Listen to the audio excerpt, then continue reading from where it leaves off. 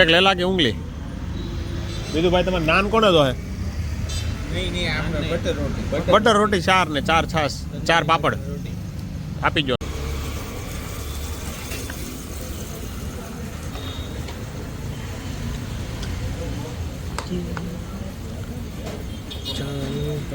દીપુ કાકા નથી આપવાની ને એની સ્પેશિયલ હા વાગ્યા છે 8 મિત્રો. ગુડ મોર્નિંગ, જય શ્રી કૃષ્ણ, હર હર મહાદેવ. કેમ છો બધા? મજામાં જશો? ચાલો ભાઈ, ઘણા દિવસ પછી આજે આપણે કાનાજીના દર્શન કરી લઈએ.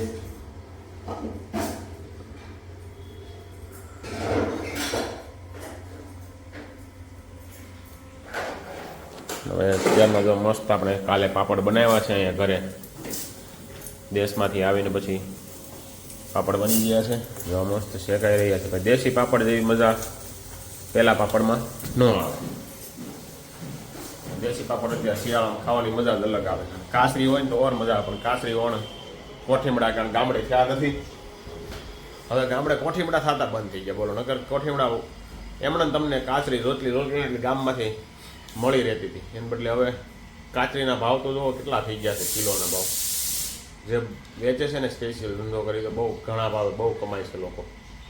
તો તમે ભાઈ કાચરીનો જો બિઝનેસ કરવો હોય તો કરી શકાય એવો છે. અત્યારે ગામડેથી તૈયાર કરીને વેચો, વીડિયા બનાવી કાચરી ખૂબ વેચાય છે. અમારાથી બધું થતા નથી, એનું સ્પેશિયલ ખેતી કરવી પડે એવું થઈ ગયું છે હવે કોઠીમડાની. પહેલાં કાંઈ ખેતી ન કરવી પડતી, એમણે ગમે ત્યાં ઉગી જતા હતા. હવે તો એની ખેતી કરો ને તો જ થાય છે. એ બધી દવાઈ છાંટીને બધા બી વૈયા ગયા ને એવું છે. બાકી ચાલો, 8:15 વાગી ગયા છે અને થોડી વાર પછી હવે જઈએ આપણે ઓફિસે. તો જોડાઈ રહેજો અમારી સાથે બ્લોગમાં. ચાલો મળીએ હવે. ભાઈ મસ્ત સવારમાં જમવા બેસી ગયા છીએ ભાઈ. જો આપણે આ ગામડેથી લાવેલા ઘી છે ભાઈ, ઓરિજિનલ ભગરી ભેંસનું ઘી છે ભાઈ. શિયાળામાં છે ને ઘી ને એવું ખાવાની મજા આવે, પણ આપણને બહુ છે ને ઘી હવે હતતું નથી એવું થયું છે. પહેલાં બહુ વધારે ખાઈ લીધું ને એટલે હવે માપમાં ખાઈને તો જ સારું લાગે છે. અને બાકી જો આ છે આથેલા મરચાં અને આ આપણા દેશી પાપડ જે કાલે બનાવ્યા એ. અને ભાઈ અમારા જીયાનભાઈ છે ને સ્પેશિયલ શિયાળાનો ઓરિજિનલ ખોરાક હોય ને એ ખાઈ રહ્યા છે અત્યારે. શું છે જીયાન, બતાય? જો ભાઈ, ઘી અને ગોળ. શિયાળાનો બેસ્ટમાં બેસ્ટ ખોરાક હોય ને તો એ છે ઘી અને ગોળ.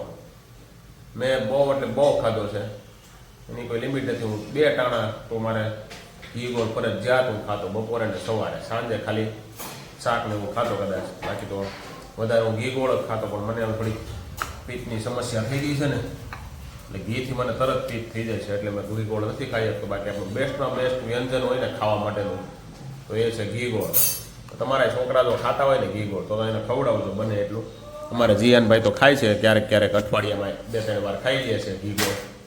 હવે તો શિયાળો આવ્યો એટલે એ સ્પેશિયલ ખાય, અને એ પાસે એને ઘી ગોળ હારે આવા પાપડ જોઈ તો જ એ ખાય. એટલે એમના શિયાળો 3-4 મહિના ખાય. ક્યારેક બપોરે ખાય, ક્યારેક સવારે ખાય, મજા આવે ક્યારેક. પણ દીમાં એકવાર તો ઘી ગોળ ખાય છે જીયાનભાઈ, એટલે સારું. ચાલો જમી લઈએ. બાકી તો ભાઈ આપણે ઓફિસેથી એને ઘડીક બપોર વચારે થોડોક તડકો લેવા માટે રોડે આટો મારવા નીકળ્યા છીએ. ગઢપુરવાળા રોડે આપણે ચડ્યા છીએ નવજીવન હોટલથી. આટો મારી પછી પાછા ઓફિસ તરફ જઈએ. 5 hours later.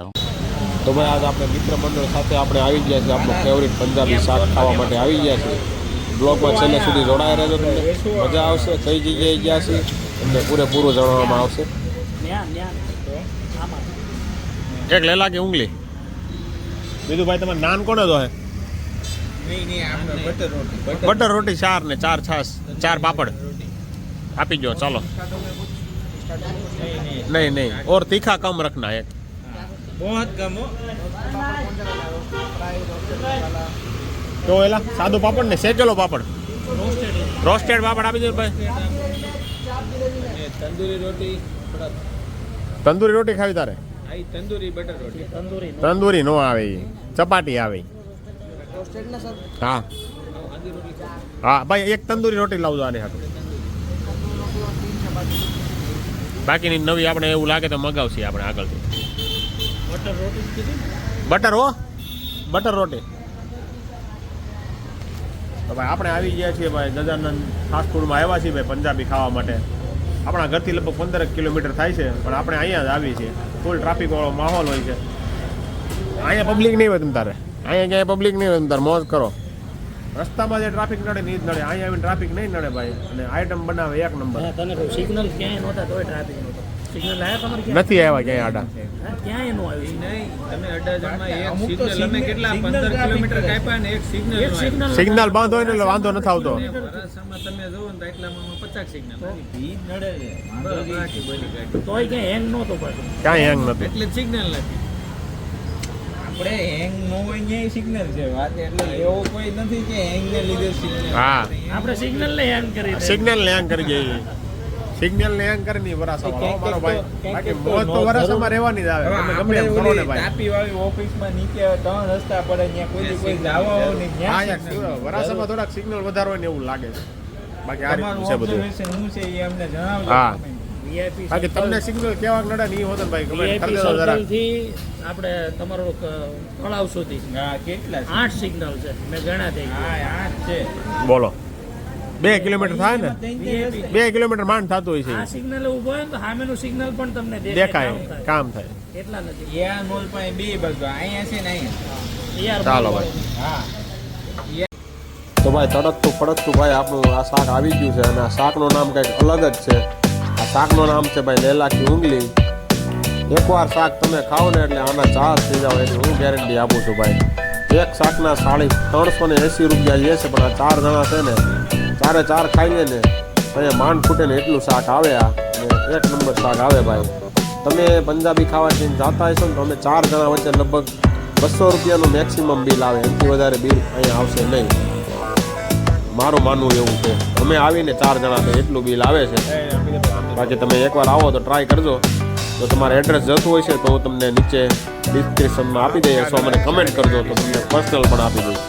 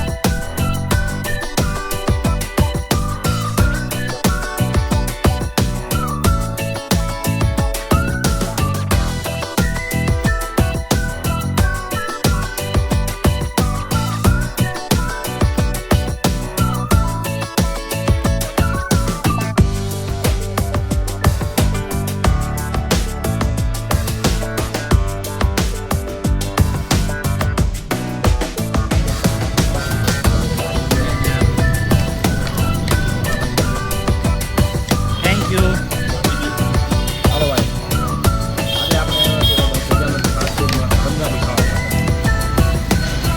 આ છે ભાઈ એનું લેલાકી ઉંગલી શાક છે ભાઈ. એક નંબર શાક બને છે ભાઈ. તમે આવું એને જિંદગીમાં ક્યારે નહીં ખાધું. હું તમને કહું ને એક નંબર ટેસ્ટ આવે. ઘટે નહીં. ન ઘટે ભાઈ. જોરદાર બની રહ્યું છે ભાઈ. તમે એકવાર જરૂરથી પધારજો. હું તમને કમેન્ટ કરશો ને તો તમને એડ્રેસ લિંકમાં નીચે આપી દે ડિસ્ક્રિપ્શનમાં. ચાલો હવે જમી લઈએ. ચાલો મિત્રો, તો આજે ઓમકાર રેસિડેન્સી દેખાય છે તમને. એક્ઝેક્ટ એની સામે આવેલું છે ગજાનંદ ફાસ્ટ ફૂડ. તો તમારે આવવું હોય તો અહીંયા આવી શકો છો. મારા તરફથી તો રિવ્યૂ સારા છે. ગજાનંદ ફાસ્ટ ફૂડના મસ્ત પંજાબી શાક મળે છે. બીજું કાંઈ ટ્રાય ન કરતા પંજાબી શાકમાં ટ્રાય કરજો, જરૂરથી મજા આવશે. ચાલો ફરી મળીશું આવતીકાલે નવા બ્લોગ સાથે.